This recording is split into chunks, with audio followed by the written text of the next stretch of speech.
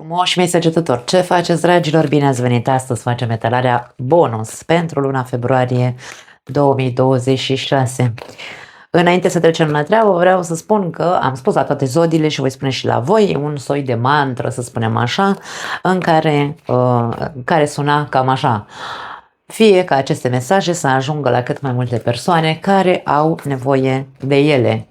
Să le folosească dacă vor, dacă nu, măcar să le audă, că poate totuși, într-un fel sau altul, îi ajută. Hai să vedem care-i treaba pe la voi. Ce mesaje bonus avem, dragi mei, pentru această lună? Bun, ne oprim. Ci că trebuie să ne oprim. Empatie, primul mesaj pentru tine. Intuiție. Și repetiție, foarte tare. Avem coerență. Ok. Aș spune că mesajele sunt îndreptate înspre cât de mult empatizezi cu cineva anume sau cu o situație anume, da? O situație, o persoană, nu știu, un eveniment. Cât de mult înțelegi sau încerci să înțelegi sau încerci să cauți scuze sau încerci, da, aici vorba despre empatie. Pentru că empatia este, hai să o numim toxică uneori, când este prea în exces. Trebuie să învățăm că este foarte ok să fim empatici, însă empatic înseamnă înțeleg situația celelalte persoane, dacă aș fi în locul ei și eu m-aș simți în felul în care ea se simte și așa mai departe. Da? Este un soi de recunoaștere a unei dureri, a unei, nu știu, da? Însă, este prost înțeleasă și empatia, la fel cum este prost înțeles egoismul, la fel cum sunt prost înțelese foarte multe lucruri în România, cel puțin, da?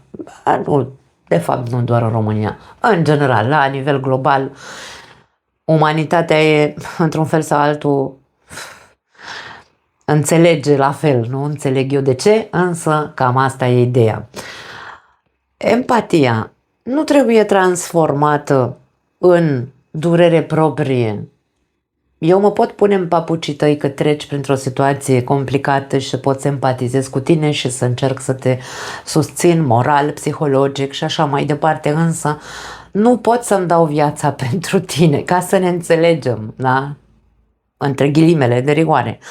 Nu pot să stau lângă tine și să plâng cu tine și azi, și mâine, și păimâine, și răspăimâine, pentru că aici e vorba despre o repetiție, dragii mei săgetători. Deci aici e vorba despre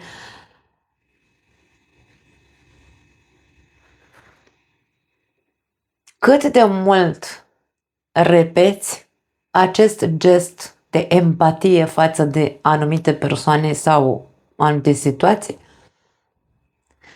Și când crezi tu că o să te cam saturi, așa îmi vine mie să te întreb.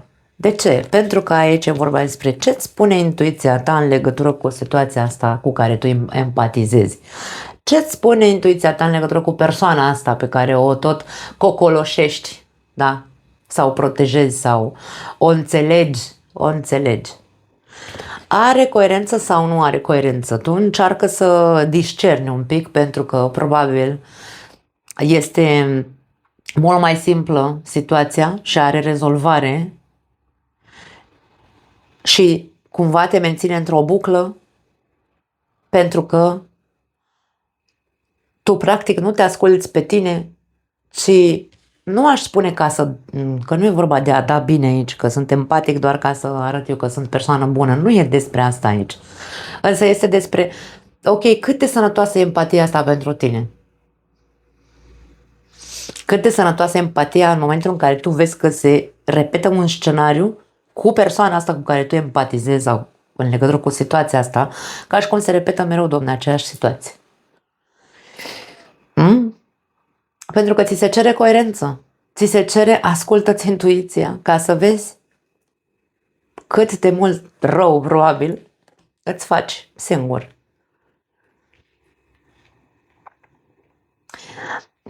Eu, chestia cu empatia, mie dați-mi voie să vă spun și vouă, că am spus, nu mai știu unde am spus, cred că la RAC a fost foarte, foarte intensă etalarea lor și m-am desfășurat așa în modul în care eu sunt.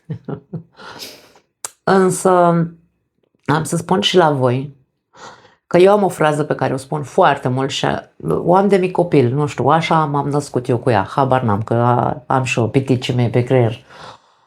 Mai bine să plângă maică ta decât să plângă mama, da? Dar am zis așa pe popular, mai bine să plângă măta decât să plângă mama. Decât să sufăr eu, pentru că de-aia pentru mine egoismul înseamnă iubire de sine. Eu pot să fiu cea mai empatică și bună persoană din lume.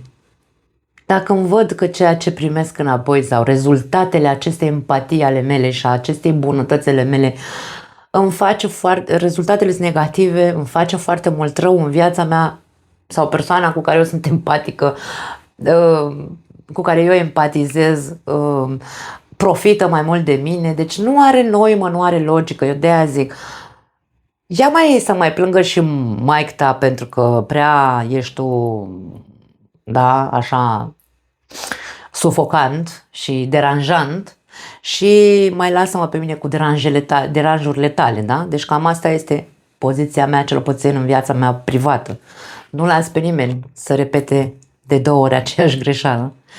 Nu sunt ridicolă să zic că nu dau o șansă. Ba da, bineînțeles că și eu am suflet. Însă, dacă și a doua oară ai făcut același lucru, eu pun stop. Așa că urmărește care este situația care se repetă în viața ta, cu cine tu știi aici, cu cine empatizezi sau cu ce empatizezi și conectează-te cu tine ca să poți să asculți intuiția prin toți porii tăi, ca să vezi cam ce-ți transmite. Așa de curiozitate, ascultă-te un pic și vezi ce-ți spune în legătură cu persoana asta sau cu situația. Uf!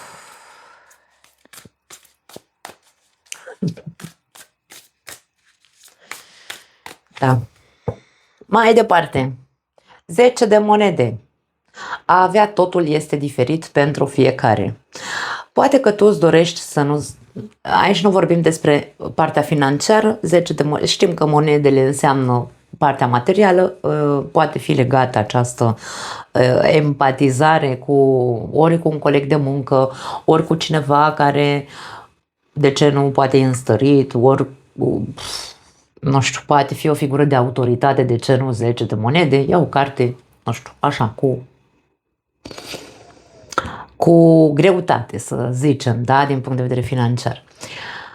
Însă aici e vorba despre a avea totul este diferit pentru fiecare dintre noi. Dacă persoana cu care empatizezi are legătură cu partea asta financiară, hai să dăm un exemplu, eu un șef. Domne, nu știu, uite, azi îți promite ceva, după aia nu-ți mai dă sau habar n-am de exemple și exemple, pot fi multiple exemple în legătură cu un șef, de exemplu. Da?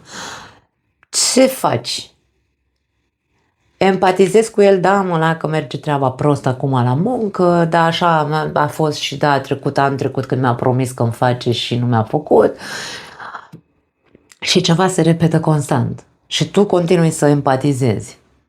Ia încearcă să fii coerent, că poate ceea ce el profită în legătură cu empatia ta are legătură cu interesele pe care el le are, bineînțeles, de câștig material. Pe tine, cu ce te fericește? Pentru că aici e vorba despre a avea totul. Cu ce te încălzește, nu știu dacă e corect spus, sau cu ce te îmbogățește, dacă vrei mai mult, empatia asta pe care tu o ai față de el, că el se plânge că nu are bani acum să-ți mărească salariul, de exemplu.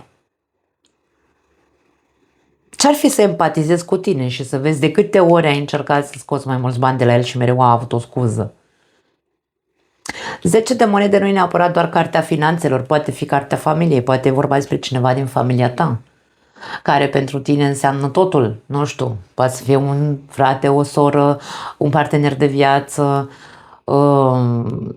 cu care constant empatizezi, poate fi, atenție aici, vorbim despre imaginea acestui card este una de tristețe.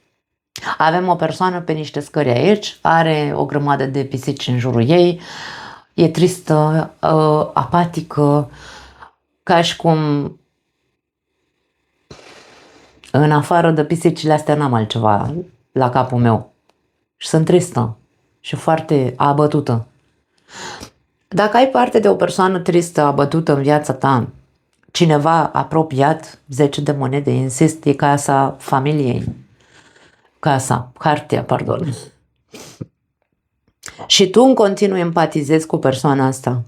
Însă persoana asta este ca și cum tot timpul te caută când e tristă, când e plânge, se tăvălește, nu știu, habar n-am.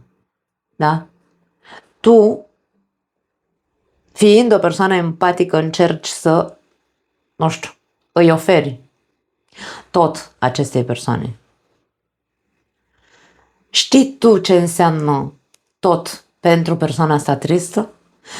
Știi tu sau ai văzut vreo schimbare cu tot ceea ce tu îi oferi din inima ta acestei persoane? Că îi oferi bani, că îi oferi sprijin moral, psihologic, îmbrățișări, habar n-am. Și o vezi în continuare așa? Cât înseamnă tot? Pentru că există persoane care ne drenează energetic și pe care noi le ajutăm și le sprijinim și încercăm să facem absolut orice pentru ele și nu ai, Domne, nicio manieră să ajungi ca aceste persoane să schimbe ceva la ele, pentru că pur și simplu le place să stea așa și să ne vampirizeze pe noi de energia noastră și de bunătatea noastră. Este cazul ăsta? Oricât de mult ei da totul acestei persoane, pentru ea este ceva diferit. Totul înseamnă tot timpul trebuie să fie acolo, disponibil, cu inima deschisă, să o asculți și să o sprijini.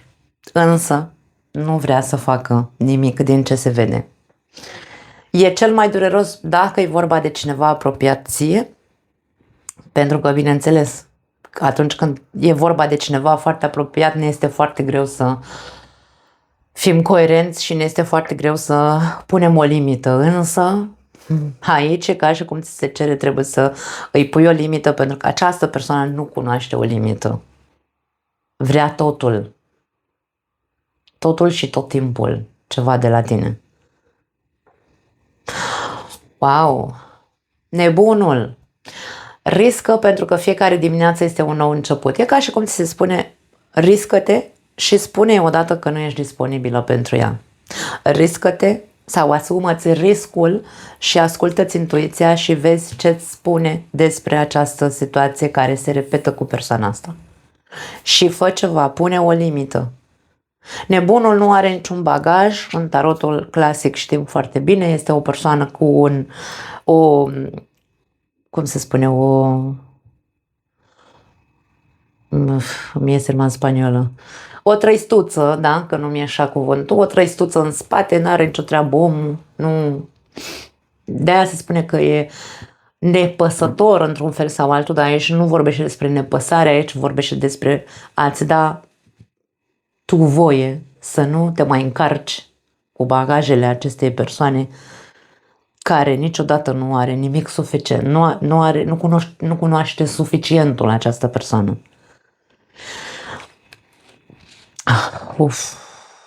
Nebunul poate reprezenta un soi de eliberare, dar la fel de bine un soi de pus piciorul în prag, da? O limită.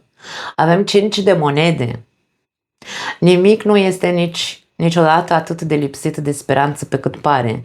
5-ul de monede este cartea fricilor noastre. Este cartea fricii de singurătate, este cartea fricii de abandon, este cartea fricii de sărăcie, este cartea fricilor în general, dar și cartea cererii de ajutor într-un fel sau altul.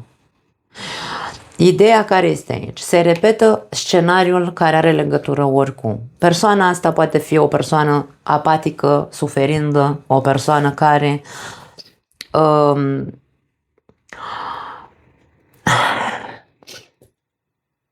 poate a avut multe la viața ei și a pierdut tot pentru că ori a fost nepăsătoare, nu s-a gândit la ziua de mâine, ori a fost... De ce spun că a pierdut tot? Pentru că trecem de la 10 de monede la 5 de monede, dragii mei, o mare diferență aici, da?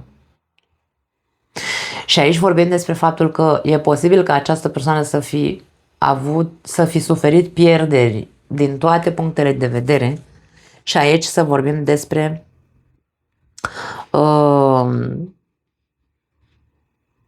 poate fi un soi de depresie, persoana poate fi în depresie, însă tu ești singurul sprijin moral și psihologic pe care îl are, dar ideea este că te încarcă și pe tine.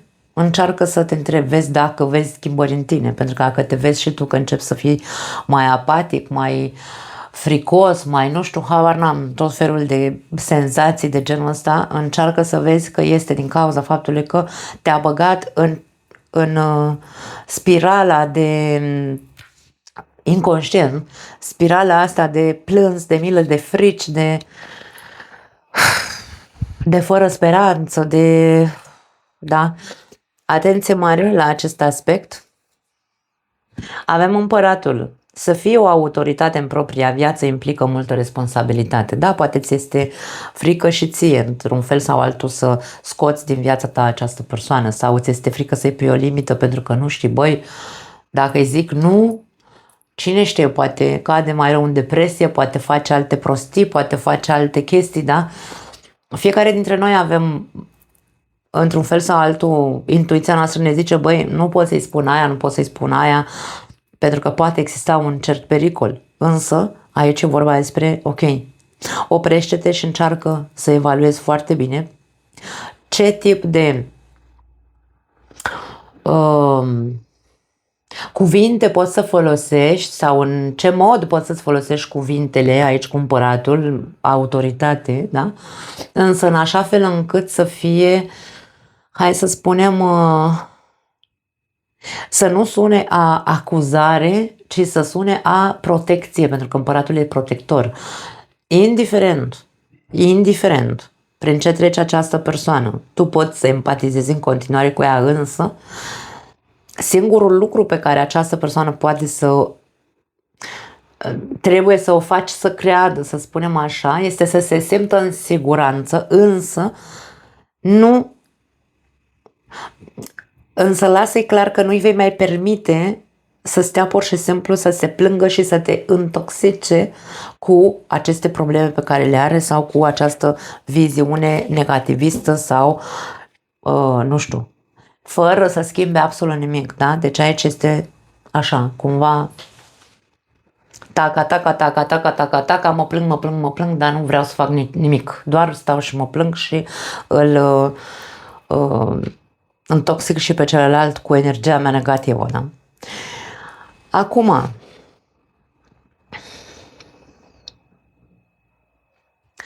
poate fi vorba despre încearcă să fii mai blând cu tine sau mai, îmi vine să spun mai maleabil, nu știu de ce, pentru că aici este vorba despre o dorință. Poate că unii dintre voi vă doriți să aveți, nu știu, totul. Ce înseamnă totul pentru tine? Da? 10 de monede.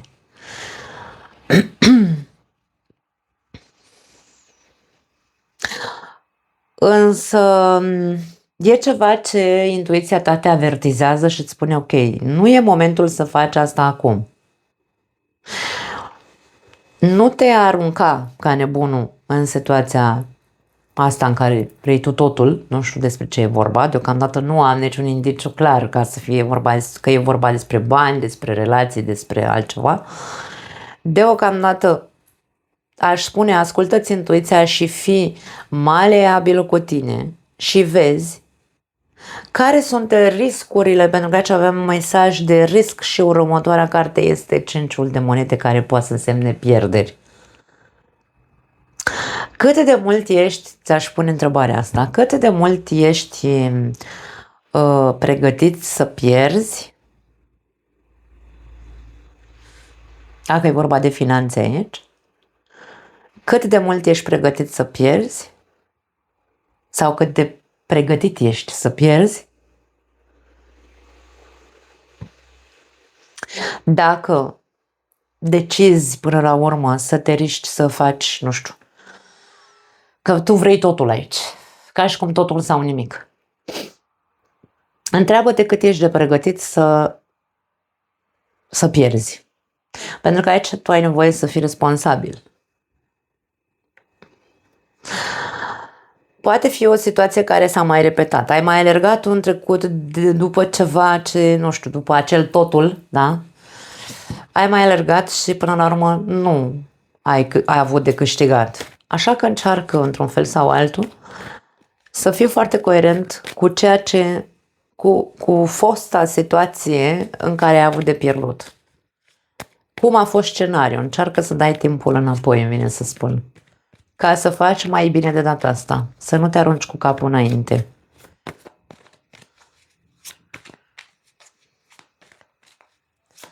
Acum, 5 de monede spune nimic nu este atât de lipsit de speranță pe cât pare. Poate că și dacă ai avea de pierdut, nici n-ar fi dracu așa de negru cumva, da? Însă, până la proba contrarie, aș spune încearcă să fii foarte coerent și responsabil, da? Asumat în ceea ce... Pentru că e posibil să ai mai mult de pierdut decât de câștigat. Când vrei să ai totul. În cazul în care, da, cum am dat exemplu cu jobul, de exemplu, da, cu șeful, că de nu știu câți ani te chinui să-ți mărească salariul.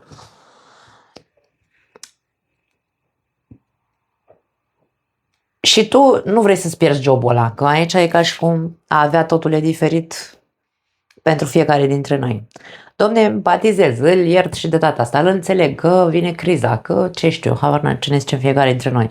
Îl înțeleg, nu îl mai presez ca să mărească salariul și așa mai departe, nu. Pentru că, na, eu vreau să-mi păstrez jobul, 10 de monede. Însă, aici avem nebunul care zice, cumva mai insistă la figura asta de autoritate, da? Mai insistă, ascultă-ți intuiția și vezi cam cum poți să îi spui într-un fel anume, șeful, eu înțeleg că merge treaba prost, dar uite, eu sunt eficient, habar n-am ce trebuie să știi, tu știi ce trebuie să-i zici, da? Pentru că aici e ca și cum, măcar acolo, nu știu, 50 de lei dacă îți dau un exemplu tâmpit, tot e ceva. Pentru că aici nu avem bani mulți, însă e posibil totuși să reușești să obții ceva. Nu vei obține acel totul pe care tu ți-l dorești, acel salariu pe care tu ți-l dorești, însă, da? Ceva tot o să câștigi. Avem trișorul aici sau, mă rog,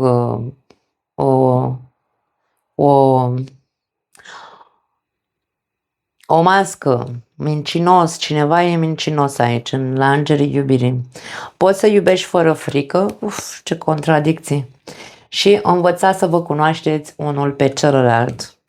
La capătul cărților, relație karmică. După cum știți, pentru mine relațiile karmice înseamnă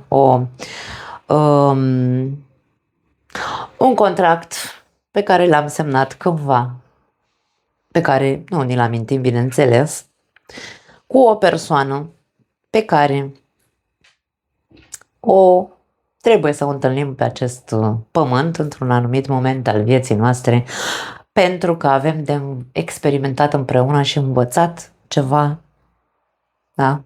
Și probabil că nu este prima oară când ne întâlnim în aceste multiversuri. Probabil că ați mai avut relații și în alte vieți, să zicem. Pentru cei care aveți o relație, dragii mei,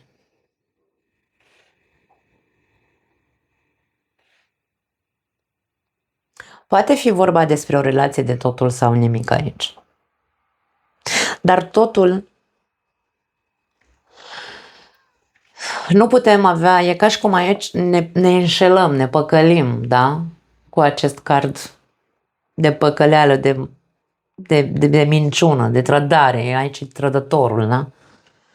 Noi putem să ne autosabotăm singuri câteodată, pentru că noi credem că relațiile trebuie să fie pentru toată viața, trebuie să avem, nu trebuie să ne lipsească nimic, trebuie să fim tot timpul fericiți, trebuie să fim tot timpul nu știu cum, dar aici e vorba despre, ok, cu ce te alimentezi în legătură cu partenerul de viață sau cu relația asta. Pentru că pare că este o situație de... Nu știu dacă e vorba despre superficialitate aici cu cardul ăsta de trădător, cu nebunul. E o chestie superficială, îmi vine să spun, între voi doi. Nu vă cunoașteți cu adevărat. Pentru că aici avem mesajul învățat să vă cunoașteți unul pe celălalt. Există foarte multă, hai să o numim așa, băi, ne rezonăm de la inimă la inimă aici, cu cardul ăsta al empatiei. Amândoi ne dorim același lucru într-un fel sau altul, vrem să avem totul împreună, vrem să facem totul împreună, vrem să avem tot ce ne trebuie, casă, masă, copii, habar n-am. Însă, nu e chiar așa. Aici cineva nu e pe aceeași undă. Unul dintre voi doi nu e pe aceeași undă. Unul dintre cei doi poartă o mască, spune acest card. Cu ce se păcălește unul dintre voi doi? Tu te păcălești în legătură cu persoana asta? Ea se păcălește în legătură cu tine? Ce ascundeți fiecare dintre voi? Ce nu vă spuneți?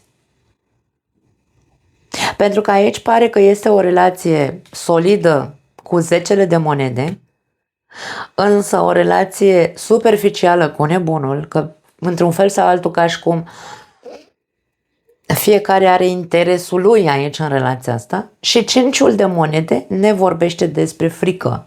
Amândoi aveți fricile voastre, credeți că va trebui să vă întâlniți pe degeaba?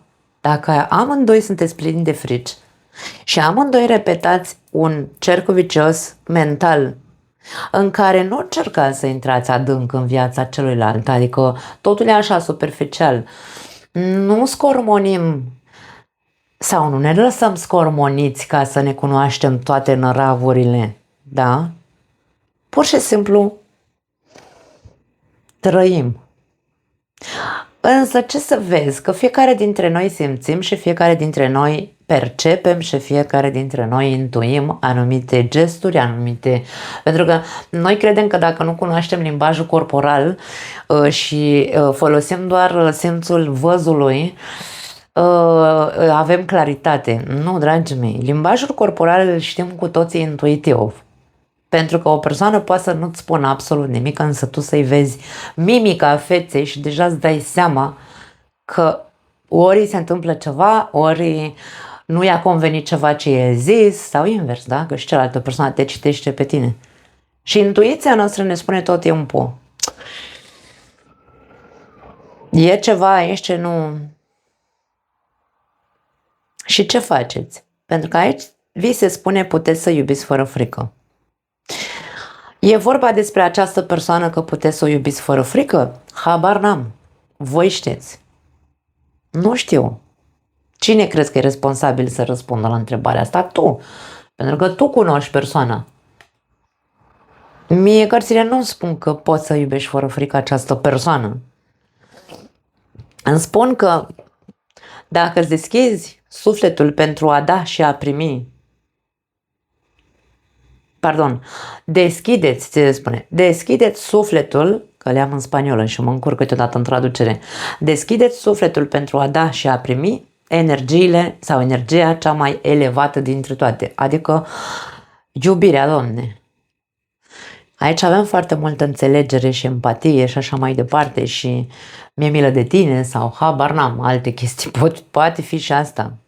Să stai într-o relație din milă mi se pare foarte...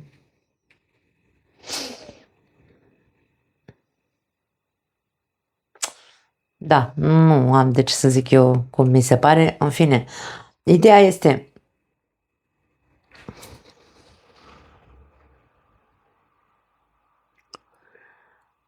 că nu ai cum să tragi o concluzie dacă tu nu-ți asculți intuiția cu adevărat. Nu poți să te deschizi, sau poți să te deschizi, da, și să dai și să vezi ce primești în schimb, pentru că dacă aici vorbim despre eu dau tot 10 de monede și persoana aia nu se satură niciodată cu cât dau eu și ce primesc este un 5 de monede, este un dezechilibru pe jumătate direct, da?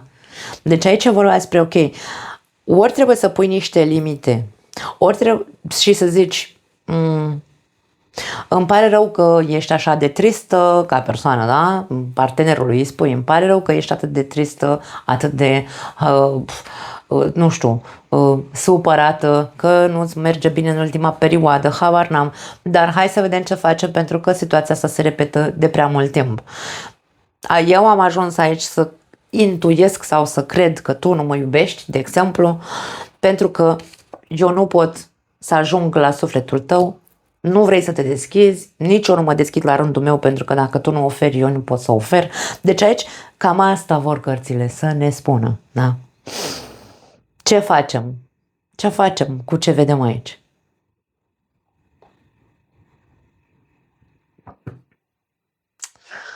Cineva trebuie să fie autoritar, cineva trebuie să se responsabilizeze în a prelua frâiele, da? A lua taurul de coarne în această relație pentru că nu este tocmai ok.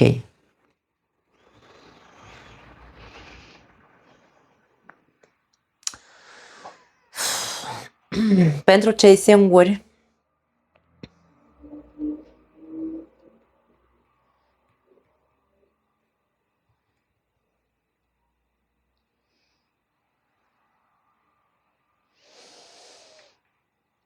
eu nu știu dacă a apărut cineva în viața voastră sau e cineva care vă dă târcoale și voi așa, îmi vine să zic, mai din milă, mai mergeți la o cafea câteodată, dar ție nu-ți place persoana asta.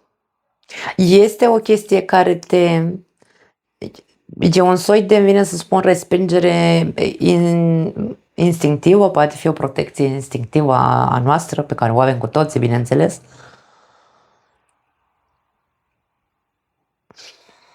E ceva ce nu te convinge la persoana asta.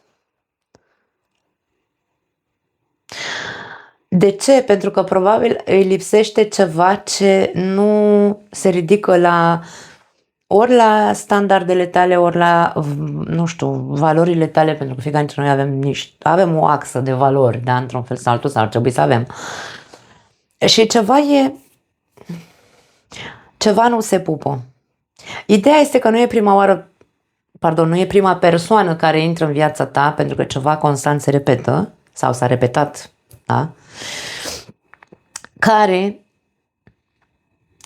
ca și cum corpul tău respinge instinctiv persoanele, pentru că există o explicație întotdeauna în creierul tău.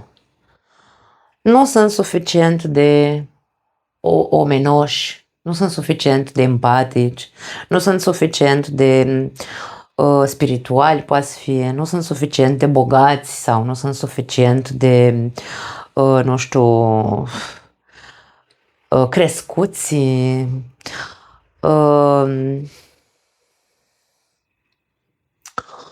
Sunt foarte multe, poate că sunt foarte multe lucruri pe lista ta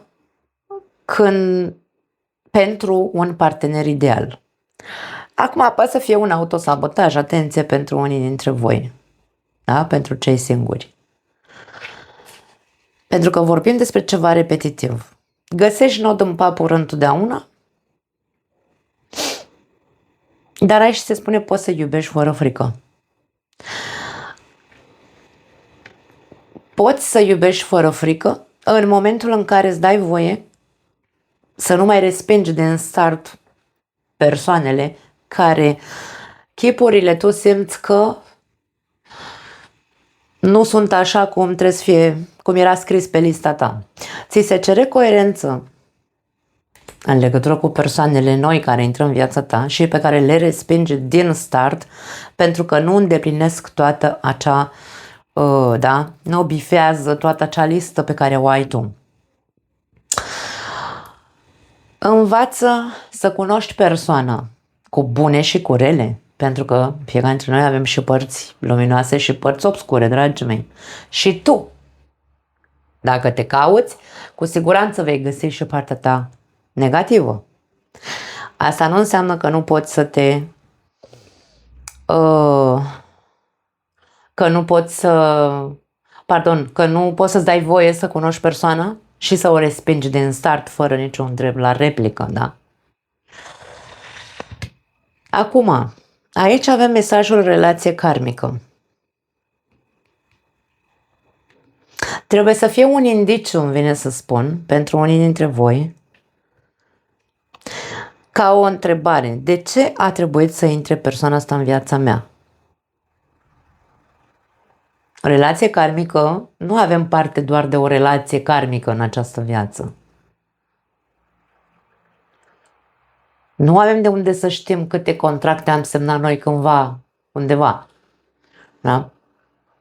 Dacă ar fi să dăm o explicație relațiilor karmice.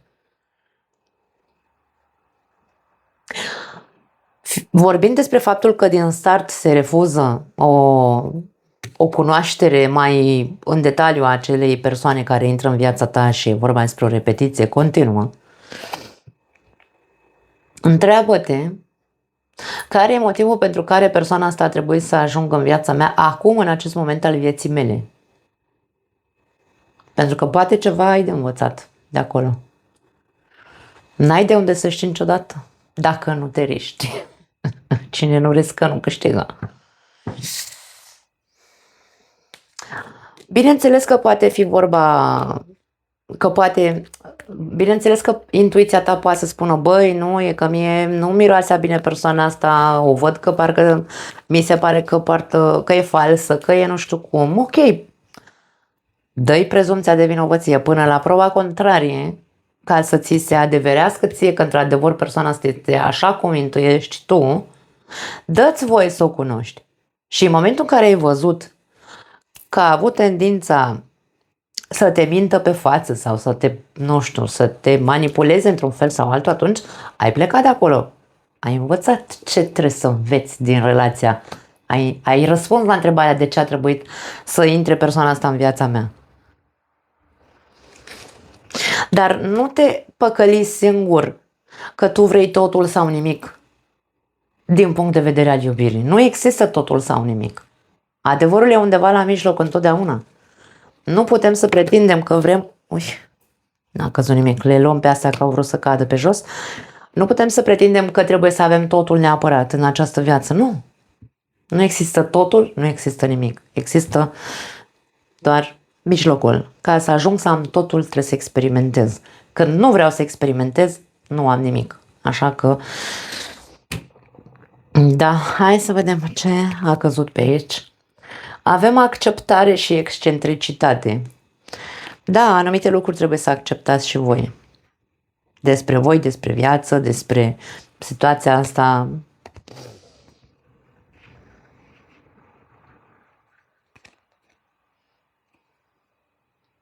Avem luna, cicluri și schimbări.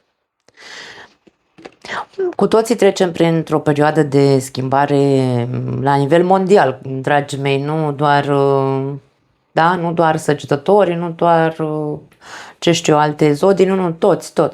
Toată umanitatea în momentul de față trece printr-o schimbare profundă. Un ciclu s-a închis și un nou ciclu se deschide pentru fiecare dintre noi.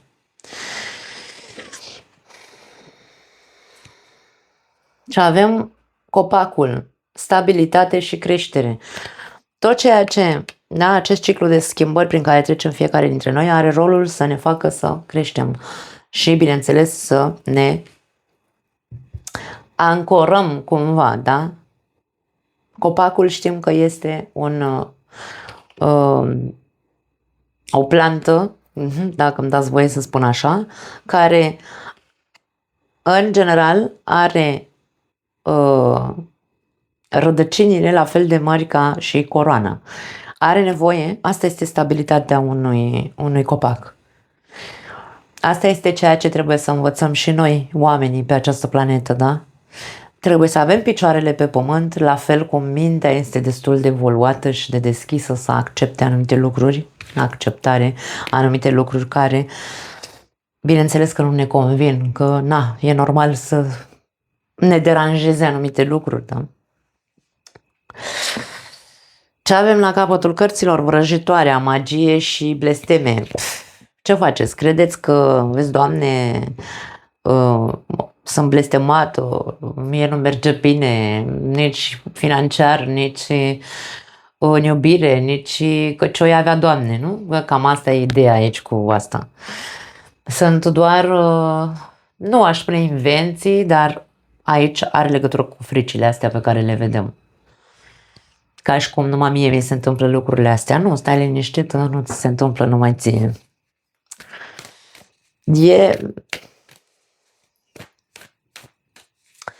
În relații oricum învățăm cel mai multe despre această viață, dragii mei. Important e să fim deschiși ca să învățăm lecția din spatele relației sau lecția din relația noastră. Că degeaba stăm într-o relație și suferim sau suntem extrem, da? Pe extrema cealaltă, extrem de empatici și miloși și așa. Degeaba, dacă nu înveți că nu așa e. Nu ăsta este, trebuie să existe un echilibru, o cale de mijloc.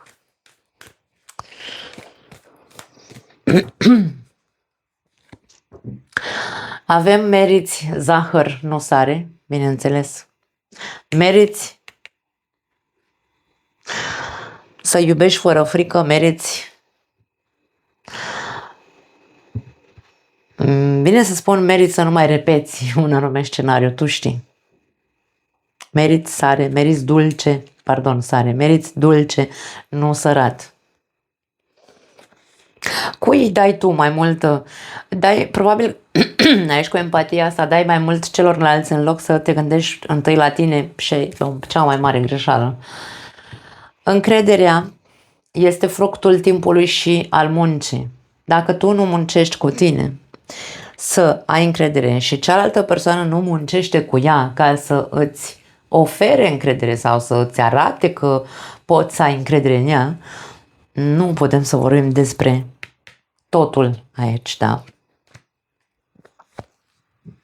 Trebuie să muncim, să muncim, să muncim constant. Eliberează-te de vinovăție. Cu ce te învinovățești?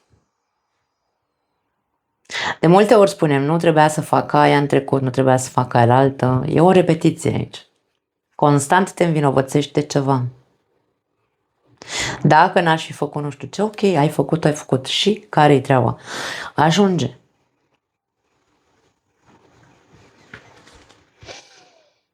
Fii sincer cu tine însuți. Ce să zic, dragă săgetător, eu nu pot să mai traduc acest mesaj pentru că este foarte clar. Da, foarte, foarte, foarte interesante aceste talări. Nu mai am altceva pentru voi, dragii mei. Da, vă aștept la comentarii, vă pupăcesc și ne vedem. Ceau!